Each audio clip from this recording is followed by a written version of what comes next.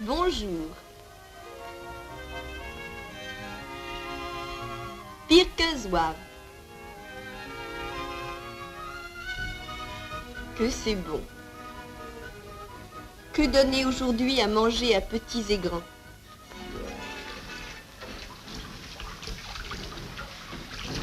En tournant une pièce, en piquant une robe, tourne et retourne la ritournelle, que faire à manger aujourd'hui? Tant de bouteilles et le lait manque. Faire son marché, cauchemar quotidien. Des queues, encore des queues. Jeannot est seul à la maison, qu'aura-t-il fait? Les prix montent, grimpent. Porte-monnaie vide, filet renfrogné. Le pain. Mesurer chaque tartine, ramasser chaque miette, calculer chaque bouchée. Et les dents des petits sont longues. Gosses à l'abandon, taudis de la zone, plaies de la cité. Des crèches, encore des crèches, et des jardins d'enfants, et des garderies, et des maternelles, pour que les mamans puissent travailler l'esprit en repos. Oh que j'ai peur. Je suis satisfait, mon petit ventre est plein.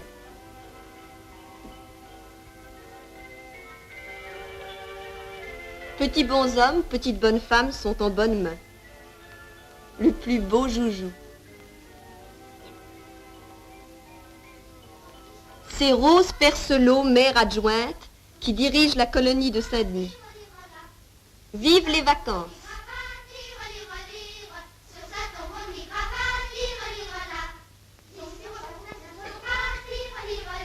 Cuisiner pour toutes ces petites bouches, ce n'est pas une petite affaire. Joyeusement, les UFF s'affairent devant les chaudrons. Tapons le linge, suons, frottons, nos petits ont de bonnes joues. Accros monstrueux, fond de culotte à remplacer, les mamans qui travaillent portent au centre de raccommodage de Saint-Denis les dégâts de leurs enfants.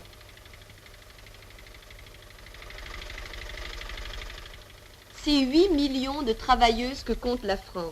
Que ferions-nous sans elles? Petites mains, cousettes, midinettes, fées de la mode, répandent le goût français à travers le monde. Doigts agiles, gestes précis, dactylos, sans filistes, monteuses, travailleuses sans égal.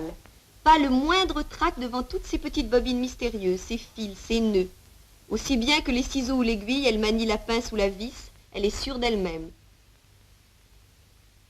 Patiente, souriante et douce, avec un sourire, l'institutrice mène sa classe sans baguette et sans pinsomme. Écolière d'aujourd'hui, travailleuse de demain, c'est l'école qui les forme, qui les instruit, qui leur met un métier dans les mains. Blagueuse, Madame Crinkby adoucit ses clientes énervées par l'attente. Frottons, astiquons vite et bien les biberons de nos petits. Le rouet de nos grands-mères est relégué au grenier, mais dans les centres textiles, la femme est toujours reine. Fileuse, bobineuse, écarisseuse, cardeuse, nerveuse et presque travailleuse.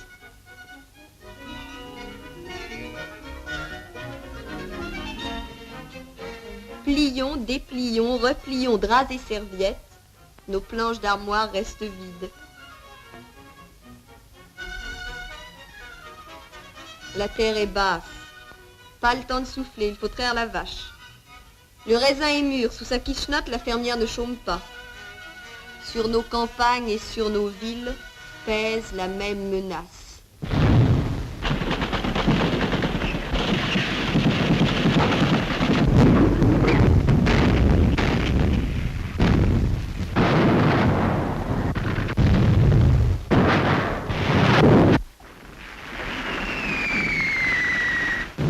Qu'ils ne connaissent pas cela. Pour que son sommeil ne soit pas troublé, il faut lutter ensemble et écarter cette menace de guerre qui nous oppresse. Pour la paix, lutter avec l'Union des femmes françaises. Du pain, maman, du pain, j'ai faim. Il n'y a plus de pain chez nous, pas même chez la voisine. Vieille chanson française. Signer nos pétitions, du pain pour nos enfants, pour nos hommes, pour nos vieux. Les vieillards ont faim, les femmes collectent pour eux. Encore un paquet, grand-mère, le dimanche sera meilleur.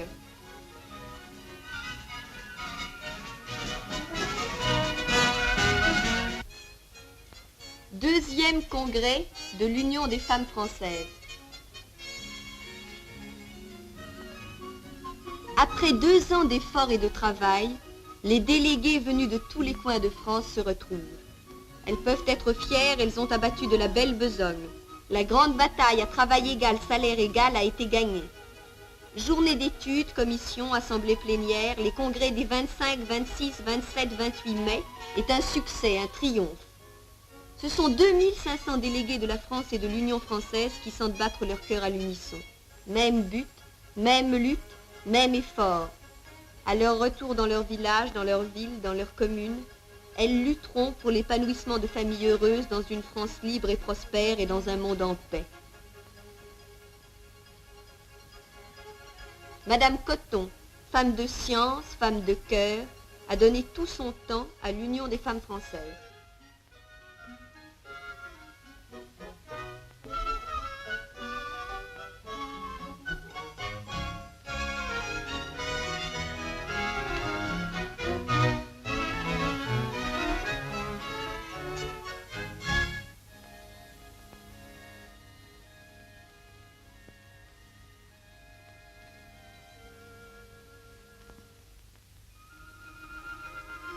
Madame Périni, la maman de Daniel Casanova, a pris place à la tribune.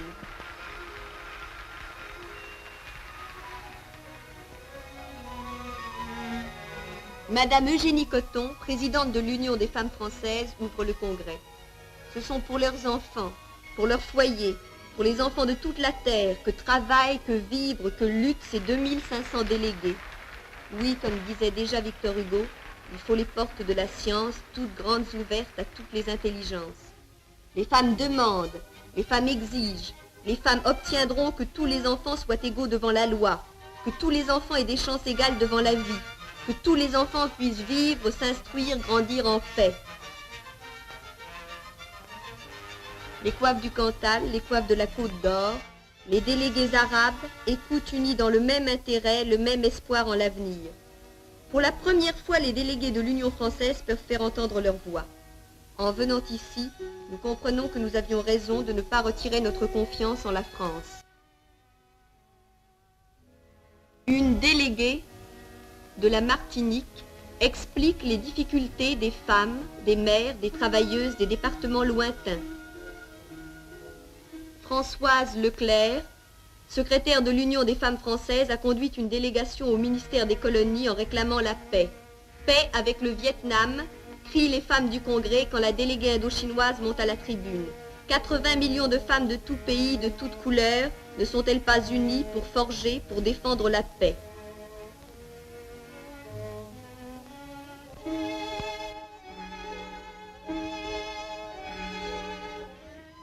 Benoît Frachon, secrétaire de la CGT, salue le Congrès. La CGT, qui compte parmi ses membres tant de travailleuses, s'associe à l'œuvre des femmes.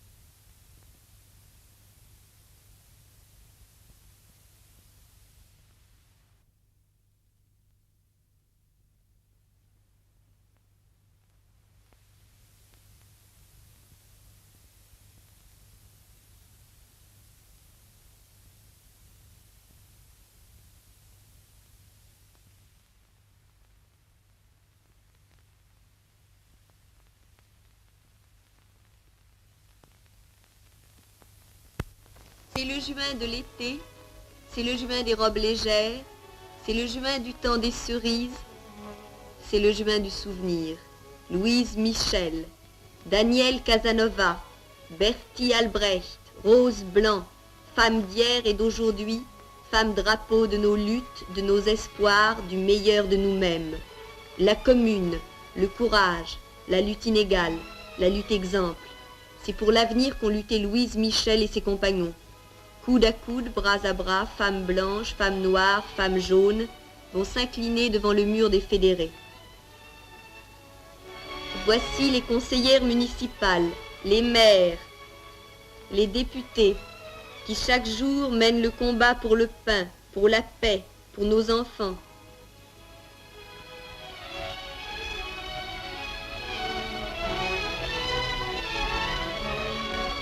Parmi elles, nous reconnaissons Jeannette Vermeer chez Marie-Claude Vaillant-Couturier, qui, aux côtés de Madame Cotton, travaille à la Fédération démocratique internationale des femmes. Le mur des fédérés pour ces femmes d'Alsace, de Nice, de Carcassonne et de Marseille, pour ces mères, pour ces travailleuses, c'est la lutte contre l'oppresseur, c'est le combat pour des jours meilleurs, c'est la conquête du pain pour nos petits.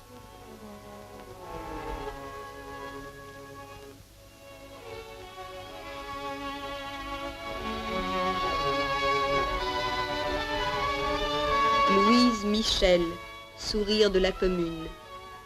Ta bonté, ta fierté de femme populaire, l'âpre attendrissement qui dort sous ta colère, ton long regard de haine à tous les inhumains, et les pieds des enfants réchauffés dans tes mains, chantait Victor Hugo. 25 000 personnes se sont réunies au Veldiv pour clôturer ce magnifique congrès. Yvonne Dumont, notre conseillère de la République, femme et mère, parle aux femmes, aux mères, en amie. Dans tous les villages de France, on parlera de la fête du Veldiv.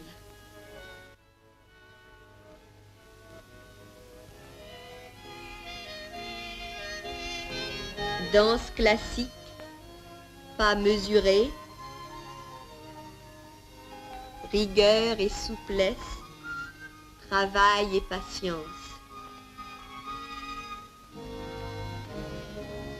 Quand donc dans chaque village, dans chaque commune, nos paysannes après leur dure journée de labeur pourront-elles se délasser, se divertir.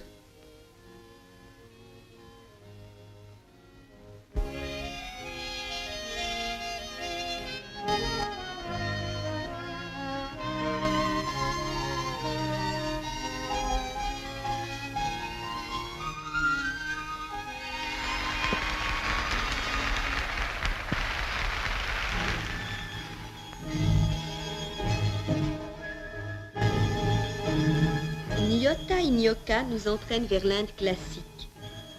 Danse hiératique, danse séculaire d'une civilisation vieille comme le monde. Pays où le sang coule, pays où les enfants meurent, où les femmes pleurent, pays où l'on se bat pour la liberté. Impassibles, dansent les femmes, leurs traits figés sous le masque.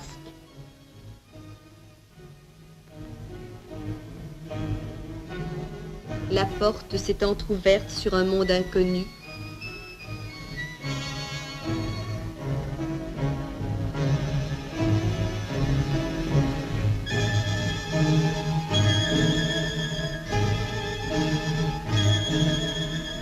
Les villages en parleront encore demain.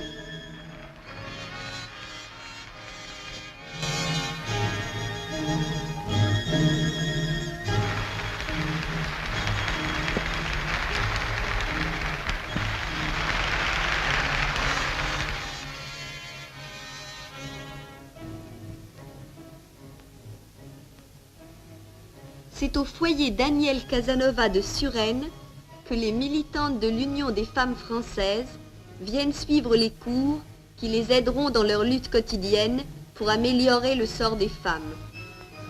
C'est aussi au foyer Daniel Casanova que se tiennent les journées d'études, les conférences, si précieuses pour les militantes de notre beau et grand mouvement.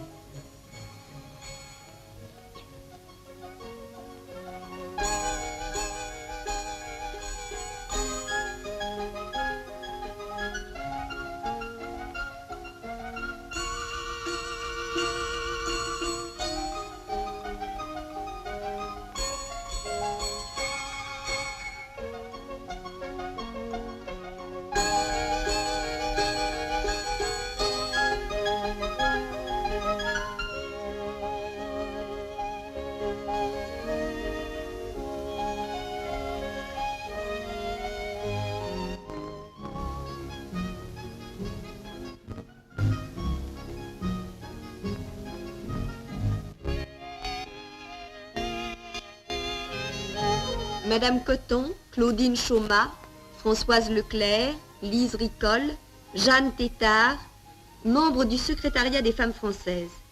Que de décisions à mettre en application. Chaque mardi, le bureau directeur des femmes françaises se réunit. Chacune propose, chacune apporte le résultat de son travail, de ses efforts.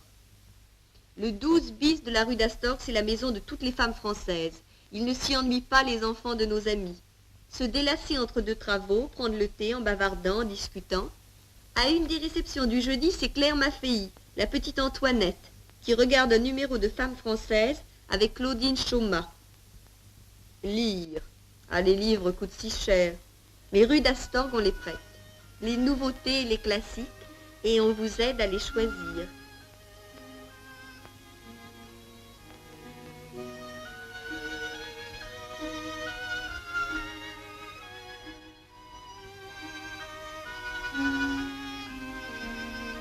Voici le comité de rédaction groupé autour de Lise Ricol et de Marianne Milot. Ici une recette, là un conseil. En bonne place, voici les droits de vos enfants. Il faut que vous trouviez tout ce que vous cherchez dans votre journal, dans Femmes françaises. Dactylo, mécanographe, fichiste, classeuse, toutes joyeusement travaillent pour que votre journal paraisse et parvienne régulièrement dans votre comité, dans votre village. Les vendeuses, les délégués des comités, se hâtent de chercher Femmes françaises dont l'encre n'est pas encore sèche.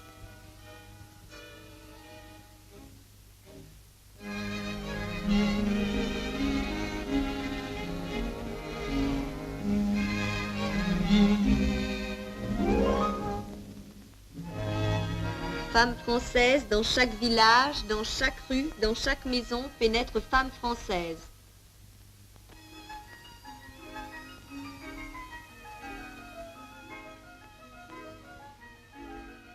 Maman coud, maman taille pour ses petits.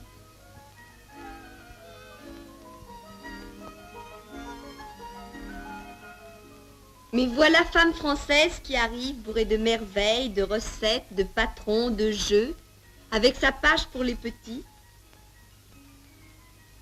Un joli patron, une bonne recette, les dernières nouvelles, le livre à lire, les pièces à voir.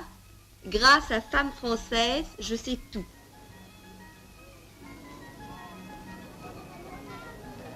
Dans chaque rue, sur chaque place, dans chaque faubourg de Carpentras ou de Marseille, de Lille ou de Perpignan, nos militantes, nos vendeuses proposent et vendent Femmes françaises. Femmes françaises, notre journal de lutte et d'espérance, votre ami, votre conseiller, présent pour vous aider à vaincre les difficultés de tous les jours.